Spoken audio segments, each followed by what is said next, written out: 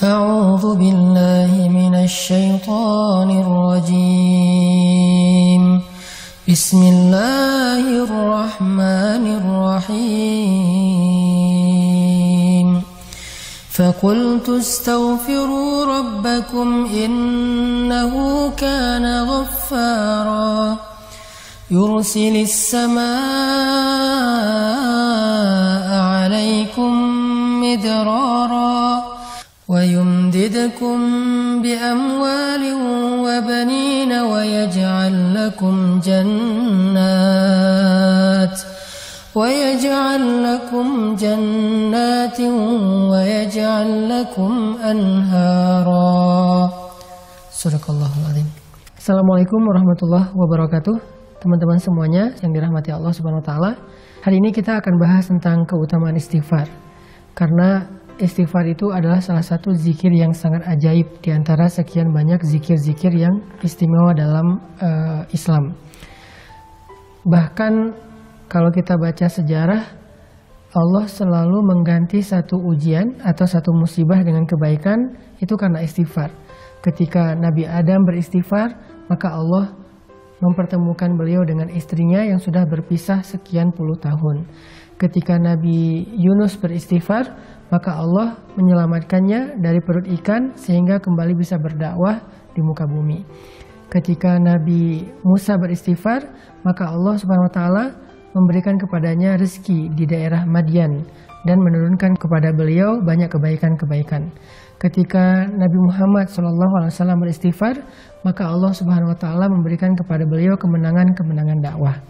Makanya di dalam Al-Quran Allah mengatakan, "Idza jaa nasrullahi wal fath wa ra'aitan nasa yadkhuluna fi dinillahi afwaja fasabbih bihamdi rabbika wastaghfir."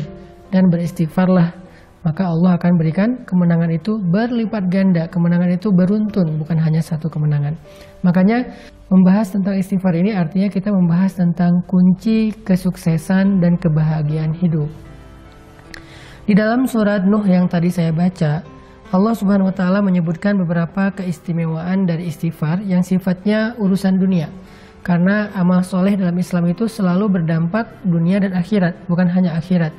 Jadi kalau kita ngomongin amal soleh dalam Islam, kita bukan cuma ngomongin tentang pahala akhirat, bukan cuma ngomongin tentang surga neraka, bukan cuma ngomongin tentang kehidupan setelah mati, tapi kita juga ngomongin kehidupan kita di dunia. Karena semua amal soleh itu berdampak di dunia dan di akhirat. Hasanah dunia dan hasanah akhirat. Nah, di surat Nuh ayat 10, Allah menjelaskan keutamaan dari istighfar. Kata Allah, "Istaghfiru rabbakum innahu kana ghaffara." Mintalah ampun kepada Rabb kalian dengan istighfar, dan Allah itu Maha Pengampun, Ghaffara. Yang artinya Allah itu nggak pernah ngitung-ngitung dosa kita kalau kita udah istighfar. Mau sebanyak buih di lautan, mau sebanyak bintang di langit, mau sampai memenuhi langit dan bumi. Kalau kita istighfar sekali aja dengan tulus dan ikhlas, maka Allah Subhanahu wa taala akan mengampuni semuanya sekaligus. Fala ubali, kata Allah dalam hadis qudsi, aku nggak peduli berapa banyak dosa dia. Itu namanya ghaffar. Atau ghaffar juga berarti kalau kita melakukan dosa, lalu kita beristighfar, minta ampun, Allah ampuni. Besok kita ulangi lagi dan minta ampun, Allah ampuni lagi. Dan seterusnya. Jangan berputus asa meminta ampun kepada Allah, karena Allah aja nggak pernah berputus asa mengampuni dosa kita. Yang penting kita jangan mempermainkan Allah. Gimana mempermainkan Allah? Kita beristighfar, tapi kita nggak serius pengen ninggalin dosa. Kalau kita beristighfar dan nyesel banget dengan dosa kita dan serius pengen ninggalin dosa itu di kemudian hari, tapi ternyata kita lemah lalu melakukannya lagi, istighfar lagi, melakukannya lagi, istighfar lagi, tapi selalu menyesal, selalu tulus, selalu pengen berubah, maka Allah Maha tahu isi hati hambanya dan Allah pasti mengampuni dosa-dosanya.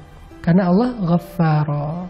Jadi berkali-kali berbuat dosa, berkali-kali minta ampun, berkali-kali Allah ampuni. Itu satu keutamaan dari istighfar. Nah, lalu yang kedua apa?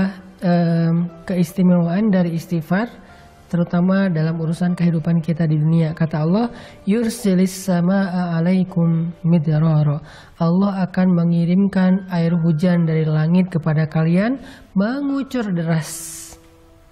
Apa maksudnya? Ternyata kalau kita ngerasa kekeringan, kita merasa kemarau panjang, cara meminta hujan kepada Allah itu adalah dengan beristighfar. Kalau kita coba tafsirkan kalimat ini dalam makna yang lebih luas, ini juga berarti tentang masalah rezeki. Jadi siapapun yang merasa kekeringan, sumber rezekinya, usahanya nggak maju-maju, atau pekerjaannya nggak semakin baik, karirnya nggak naik-naik, maka banyak-banyak istighfar. Sehingga Allah akan mengutus rezeki kepada kita. Yursil, Allah yang akan mengirimkan rezeki itu kepada kita. Bukan kita yang mengejarnya, tapi rezeki yang mengejar kita. Keren ya?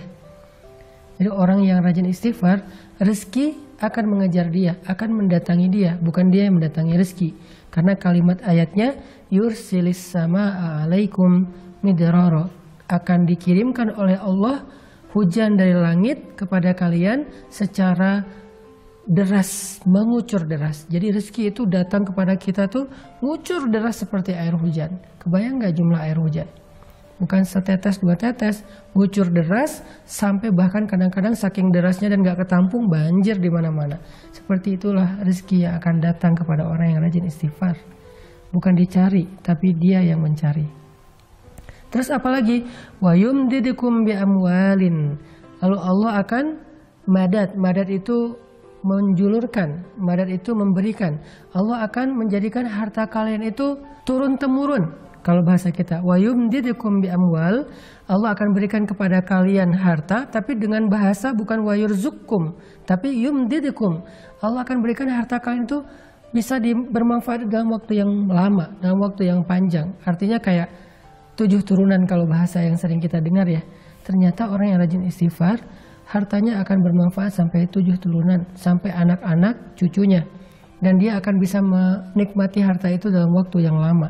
Ada orang yang dikasih harta sebentar, habis, kemudian dia akan lapar dalam waktu yang lama.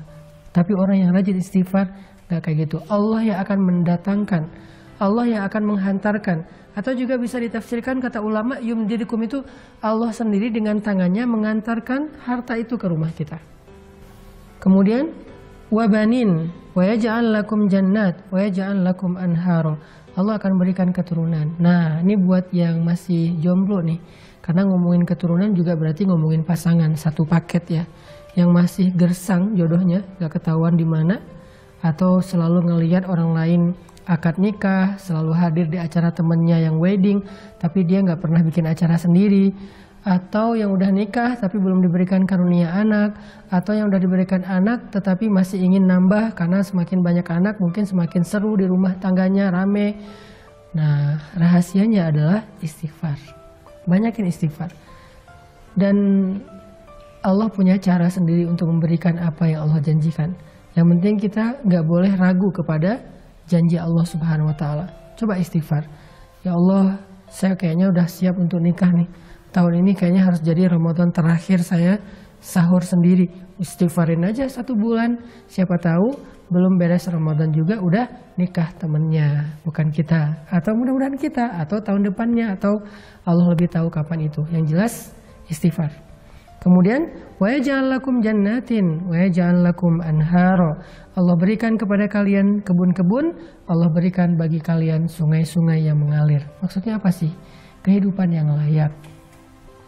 Karena kebun dan sungai ini dalam konteks ayat ketika dia turun di zaman dulu, itu artinya kelayakan hidup. Punya rumah yang nyaman, punya lingkungan yang nyaman, punya keluarga yang nyaman, yang bahagia, punya harta yang terus mengalir, punya pekerjaan yang baik, punya kehidupan yang sempurna, yang semua orang akan merasa iri kepada dia. Ternyata rahasianya cuma satu dari semua kebaikan dunia ini, istighfar. Makanya Allah mengatakan fakultu astaghfiru rabbakum.